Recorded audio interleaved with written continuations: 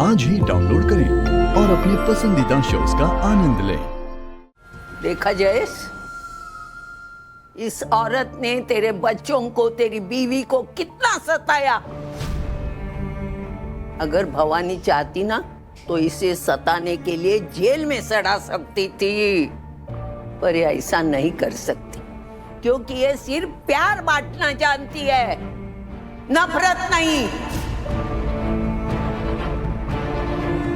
ये लड़ाई भी सिर्फ अपने परिवार के लिए लड़ रही है, इनके अपनों के खातिर, इनके प्यार के खातिर।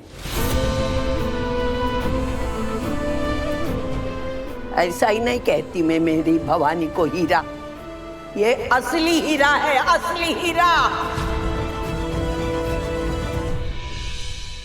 रहने दे आजी, कुछ लोगों को हीरे की पहचान ही नहीं होती। टूटे हुए कांच की चमक देखकर उसे हीरा समझ लेते हैं, जैसा बाबा ने किया। जब ये टूटा कांच चुभेगा ना तो बहुत जोर से चुभेगा। खैर, और कुछ कहने के लिए तो बचा नहीं। आपकी शादी आपको मुबारक हो बाबा। वैसे ये दिन जितना मुबारक आपके लिए ना, उतना ही हमारे लिए, कि जहान आंटी को उनका घर मिल गया वापस।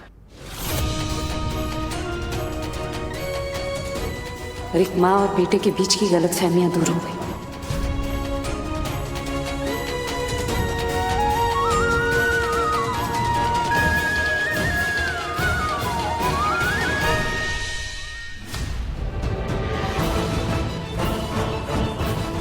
जय जय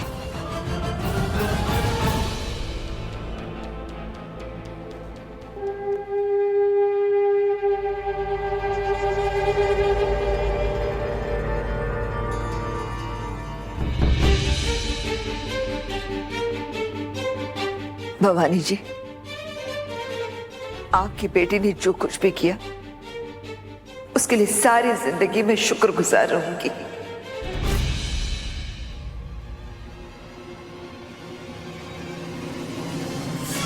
अपनी बेटी को इतना बहादुर, इतना समझदार बनाने के लिए थैंक यू।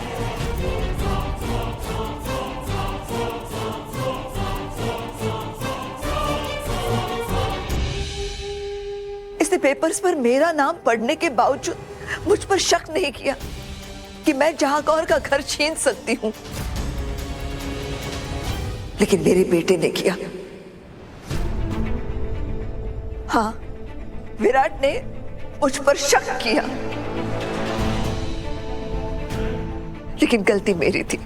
मैंने आपके साथ, आपके परिवार के साथ बहुत गलत किया।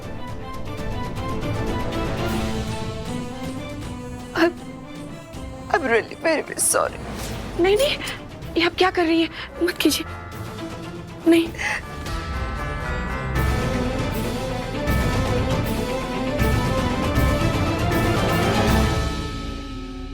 माफी तो मुझे भी मांगनी है आपसे। ये आप क्या कर रही हैं? आप बड़ी हैं, ऐसा मत कीजिए। नहीं, आपकी बेटी की वजह से मेरे परिवार में सुख शांति वापस लौट आई है, वरना मेरी बेटी का तो दिल ही टूट गया था जैसे ही विराट ने इस पे उंगली उठाई। मुझे पहले ही पता था मेरी बबीता बिल्कुल निर्दोष है, ये चैन से जी नहीं पा रही। मेरी बबीता सांस ना आए तो चलेगा, खाना ना खाए तो चलेगा, पर विराट इससे नाराज हो जाए, इसकी तो जान ही निकल जाती है। विराट जान है बबीता की।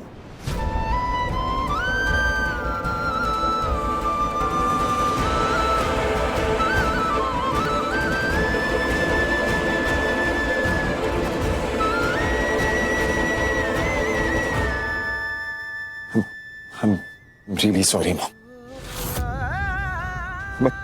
मैं कभी सोच भी नहीं सकता था कि इशिका ये सब करेगी। मॉम, उसने पेपर्स की अदला बदली ऐसी की कि मुझे समझ ही नहीं आया। वो सब इतना रियल लग रहा था कि कि दिमाग ही नहीं चला। I promise you, आज के बाद ना जिंदगी में कभी आप पे उंगली नहीं उठाऊंगा मॉम, कभी आप पे शक नहीं करूंगा। really sorry. I promise। अपना वादा भूलेगा तो नहीं, मुकर तो नहीं जाएगा ना? बिल्कुल नहीं मॉम, आप बस मुझे माफ कर दो। मैं हाथ जोड़ के पैर पर सॉरी। इट्स ओके बेटा, गलती तो किसी से भी हो सकती है। देखा जाए तो सबसे पहले अमृता ने तुझ पर इल्जाम लगाया था और सारी गलतफहमियां वहीं से शुरू हो गई। इसे लगा कि तूने साजिश रची थी, तो वो लोग हमारे टेरेस को सोसाइटी का कॉमन एरिया बताकर यहाँ आकर रहने लगे। मजबूरी में आकर रहना पड़ा उन्हें, लेकिन इन गलतफहमियों की वजह से सबको तकलीफ हुई। लेकिन दीदी, गलतफहमी भी तो इन्होंने ही पैदा की है ना, फिर आप सॉरी और थैंक यू क्यों बोल रही है? दीपिका, गलती भले मैंने नहीं की, लेकिन मुझ पर इल्जाम लगा ना, और उस इल्जाम की वजह से मेरे बेटे को तकलीफ हुई, तो मुझे तो सॉरी बोलना पड़ेगा। वैसे इस सारी फसाद की जड़ वो इंसान है, इशिका, जिस पर मैंने भरोसा किया और वो धोखा देकर चली गई। लेकिन अमृता, तुमने इतनी तकलीफ उठाकर सच्चाई का पता लगाया और मुझ पर लगा इल्जाम दूर किया। मेरे और मेरे बेटे के बीच की गलतफहमियां दूर हो गई। तुम्हारा ये एहसान मैं जिंदगी भर नहीं भूल सकूंगी। Thank you very much. Ma'am आप प्लीज। अंत भला तो सब भला, कम से कम उम्मीद तो यही है।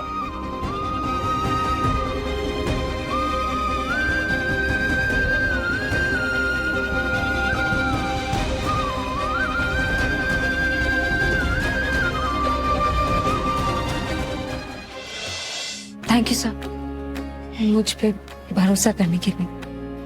थैंक यू बैंकर, तुम्हारी वजह से मेरी मॉम और मेरे बीच जो मिसअंडरस्टैंडिंग्स थी वो क्लियर हो गई। I am so relieved.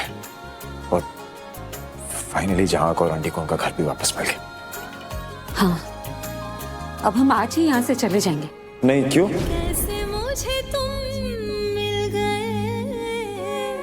I mean आज कैसे जाओगी? घर वापस मिलने में 7-8 दिन तो लगेंगे ना कम से कम।